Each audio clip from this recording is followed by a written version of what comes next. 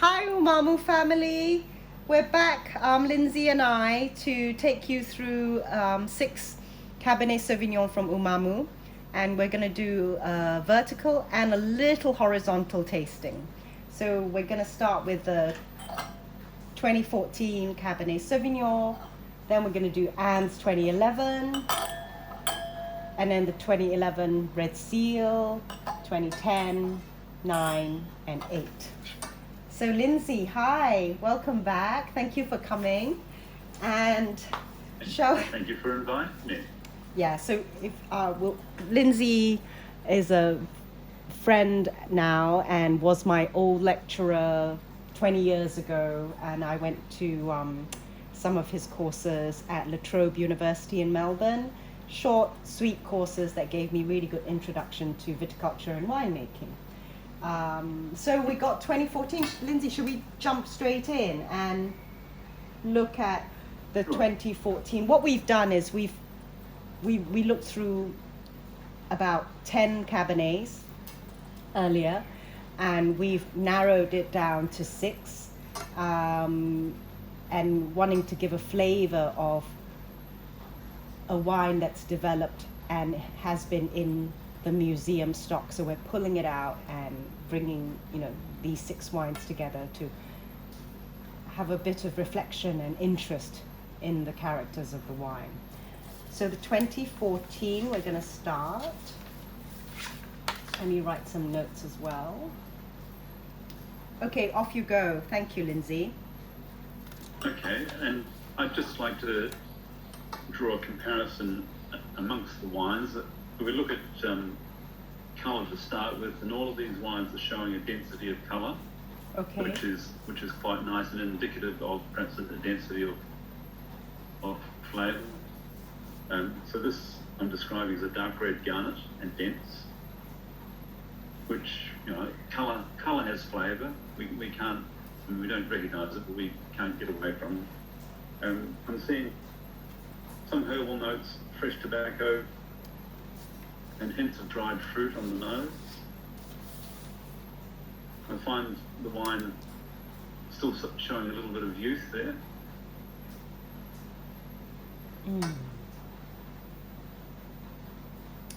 I always think of wearing a perfume made out of wine. Wouldn't mind wearing this one. It's got nice length on the nose. Fairly Yes. intense. There's still tannins evident in the palate, so again, with the herbs and little, so suggesting it's, I'm happy to drink it now, but it will keep. Yes. No problem with that. But Yeah. You fuzzed up a bit, but basically, you fuzzed up a bit just now, but basically were you saying that the tannins are definitely talking to you? It's and they're making me think about perhaps a roast meat of some sort. Right. Yes, to pair up with it. Okay. Maybe a roast. Ooh. A roast game or a roast red meat. Yeah? Yeah.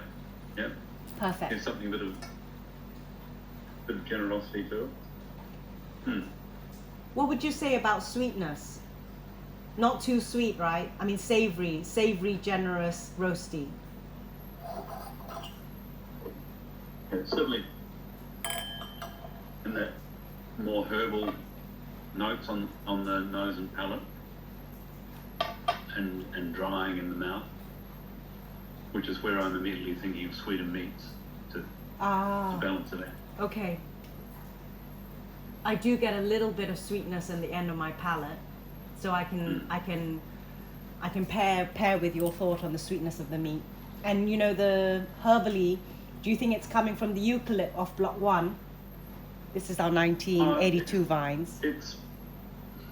It's more of a Cabernet character that's got, a little bit of leaf shading.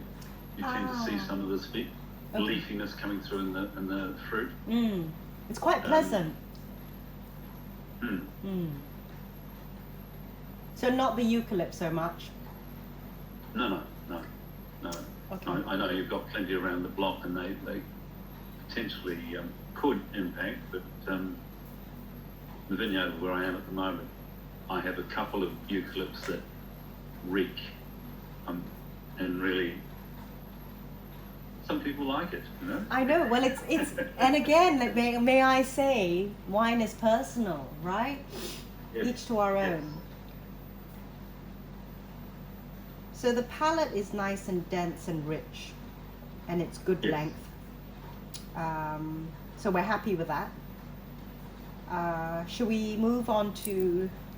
Basically, we have all our Cabernets come under the Red Seal, but this one year we specially, this is from a different block. It's from a younger block, and we didn't put this in the blend for the older block, and we named it after my mom, Anne's.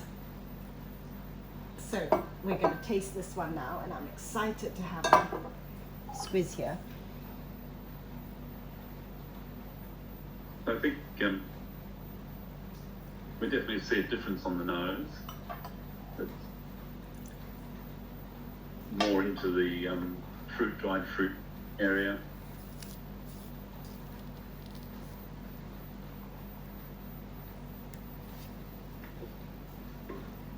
And dare I say, reminiscent of your mother in terms of its elegance and style. Here, here. She's cheersing you right now. It's Oh, not even 6 o'clock yet. I know. Can you imagine? This is one of It the. is an elegant, medium weight style. Very easy to drink. Yeah. And Juicy, drying tannin, bit of dried fruit, good length. There we go, and complex. Definitely a good conversation wine. I love wines that talk to me. And with each mouthful, you have another bit of conversation and it's telling you something. So yeah, that one's very interesting. Just like my mom, really. So I think we did well naming that Anne's. I'm just waiting for her to come and tell me to chop the firewood. Yes, please. Oh, that would be amazing. Goodness, coming into winter now. Okay, lovely. So actually, so that comes from the younger block, 1997 vines. Let's have a look at the older vines, 2011 then, and see. Gosh, the nose is a lot richer. Yes, yes. Much riper fruit, Much riper fruit. It's but much more dried fruit, dried plums, 14 plum degree jam, that sort of. plum jam, and it's 14 degree. Yep. Mummy's is 13 and 8.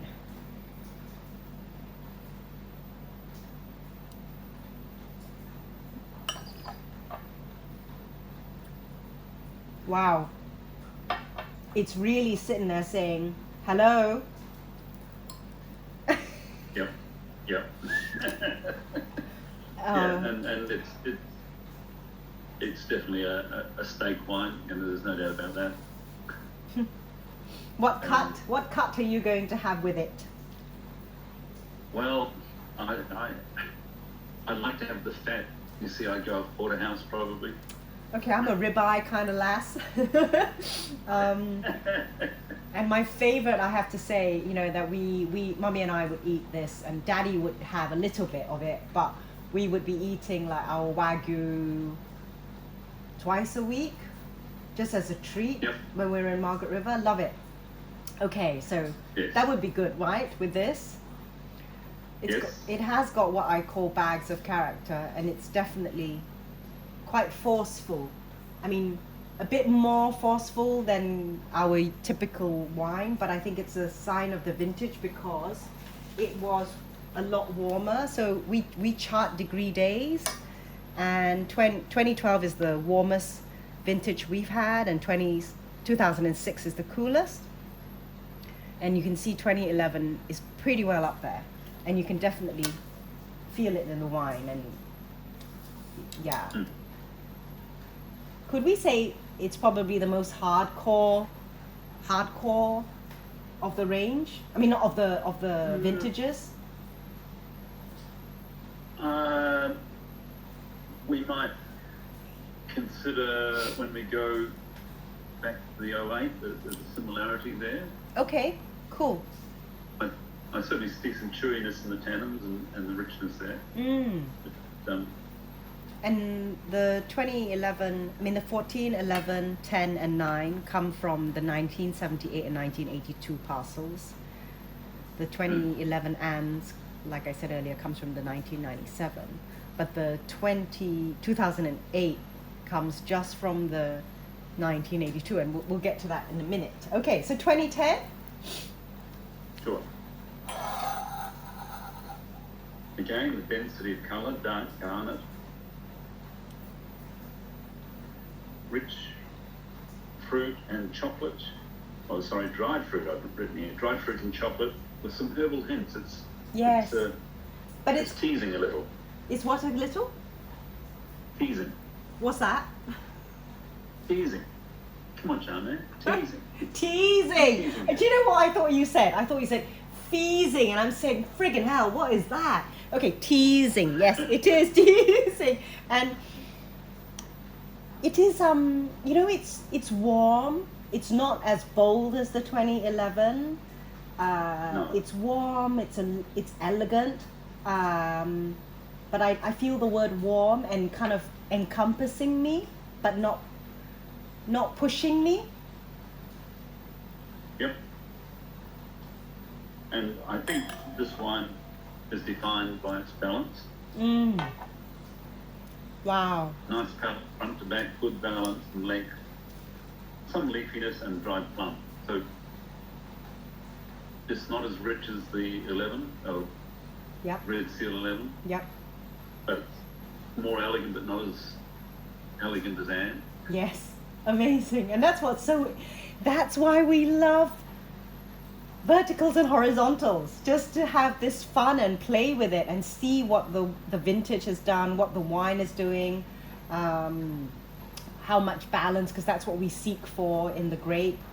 And we walk the vines to find the ideal harvest date, and that's what it's all about, right? And then we pop it into the wine, and these would have all had 18 months in French barrels. Yeah. So it's really fascinating, and I must say this one is exactly what you said, and I feel it's just warm and fuzzy. Really, very, very inviting. It's inviting me to drink more of it. Yes. Yeah. Yes, back to work now. Okay, 2009, deep garnet color. Oh, I can get the chocolatey on the nose. Yes, very chocolatey, dried fruit, jammy, jam fruit, plum jam. Is the chocolatey more so coming from the oak? It would be the balance, the oak and the fruit, ripeness. Okay. And it's, there's still a lovely layer of freshness and zing coming through. What's the pH, Lindsay? That one's 386, we're just sort of mid-range with all the wines. Okay. But there is some juiciness in the mouth too. It's lovely and juicy. I think that's a really nice trait. I mean, there's still, to me, some tannins on the edge, but that's just, Yes. it shows the longevity of the wine, right? But it is nice and juicy. Anything else you would say about it? Well, I'm again thinking about the osso bucco that one might have with it. Yes, I think we need to Something make rich with, something rich. rich with the gravy. Yes, yum. Perfect. Well, I did a lamb a lamb cum stewy sort of thing, and paired it with the 11, and it was just amazing. So agree with you. Yeah, something solid with nice sauce. Yum. Okay. Yes. Now, the 2008 comes from the 1982 vines, and this is the first year that we made a Cabernet Sauvignon. And normally, prior to '08, the block goes into our Cabernet Merlot, but we track each one and we make each parcel on its own before blending. And what was lovely about the 2008 was it was shouting out saying, "Hello, I want to be on my own this year." so we packed it on its own and sent it off to the Melbourne Wine Show, and wonderfully it didn't get the Jimmy Watson, but hey, it got a runner up for the Jimmy Watson, and we were so we was really thrilled. So I'm excited. Let's have a go at this one. Oh, nice intense nose, yeah.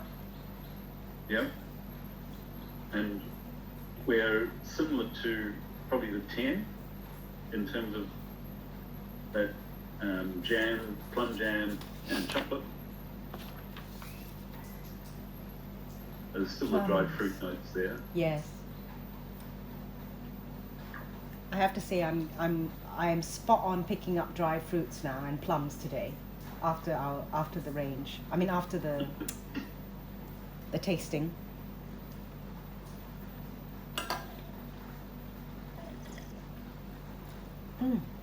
It's so juicy. And I do like the balance of this wine. It's got sort of front to back tannins. Yeah. Richness and ripe fruit. So still worthy of its position in the Jimmy, I think. Thank you.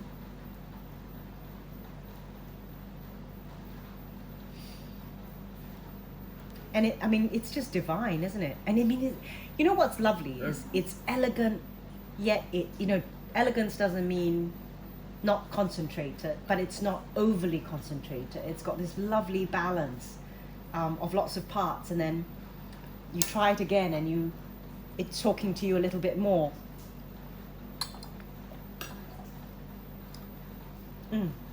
Yum. And you could see that going down the cigar box road in a few years' time. Yes. It's got that cedary, sort of savoury spiciness in the palate. Beautiful. Hey, so I'm excited. Now, I think it's a good set. Good set, right? Interesting set, and kind of displays some worthy conversation. Yeah? Yes, absolutely. And we're gonna have to make that ossobuco, Lindsay. How are we gonna share that across Zoom? Something to look forward to post lockdown. Will you cook and I'll bring the wines? Sure, Paul. Brilliant. Okay, so thank you for joining us, everyone, and Lindsay, thank you. And I'll sign us off here. And that was really, really fun. And if you guys have any questions, let us know. We're going to put this pack together, so it'll be on our website for you to get a hold of and listen to us and have a taste. So santé and cheers, everybody. Thanks for joining us again. Bye.